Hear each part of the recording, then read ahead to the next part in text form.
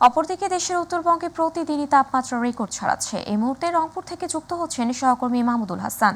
তার কাছে জানবো উত্তরাঞ্চলের তাপমাত্রার খবর। মাহমুদ, আপনার কাছ থেকে জানতে চাচ্ছি, উত্তরাঞ্চলের তাপমাত্রা কি খুব তাড়াতাড়ি কমার সম্ভাবনা রয়েছে নাকি জানাবেন আমাদেরকে।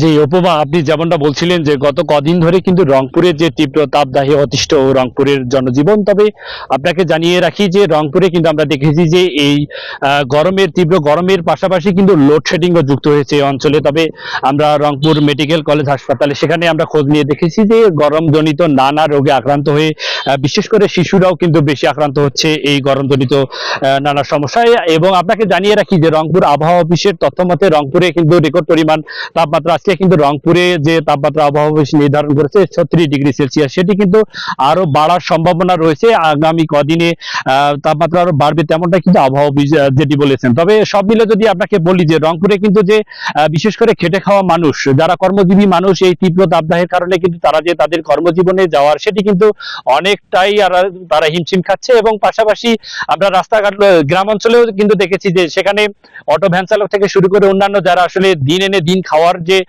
অনেক কর্মজীবী মানুষ রয়েছে, তারা কিন্তু কাঙ্ক্ষিত যাত্রী আসলে না পেয়ে তারাও কিন্তু অনেক হতাশায় দিন যাপন করছে। বিশেষ করে আবহাওয়া অফিসের যেটি বলছেন যে আগামী কদিন এই তাপমাত্রা আরো বাড়তে পারে এমনটাই কিন্তু তথ্য আছে। তবে বৃষ্টির যে সম্ভাবনা সেটি কিন্তু এখন পর্যন্ত আবহাওয়া অফিস আমাদেরকে জানায়নি। তবে এই আবহাওয়া কিন্তু অব্যাহত থাকতে পারে জানিয়েছেন। তবে সব মিলে যদি উপমা বলি যে রংপুরে কিন্তু জনজীবন আমরা যেটি দেখেছি যে যতই আসলে সকাল থেকে কিন্তু সূর্যের যে তীব্র তাপদাহ সেটি কিন্তু শুরু হয়ে যায়। পাশাপাশি এখানকার জনজীবনে যে লোডশেডিং এর প্রভাব সেটি পড়ার কারণে কিন্তু আমরা দেখেছি যে ক্ষেতে বিশেষ করে এখানে ভ্রূ রোপণে কিন্তু একটা শঙ্কা রয়েছে, কারণ ঘন ঘন লোডশেডিং এর ফলে কিন্তু কাঙ্ক্ষিত যে কৃষি সেচ সেটি কিন্তু ব্যাহত হচ্ছে। এমনটাই ছিল আমার কাছে উপমা রংপুর থেকে সর্বশেষ যে গরমের খবরাখবর এই ছিল আমার কাছে রংপুর থেকে।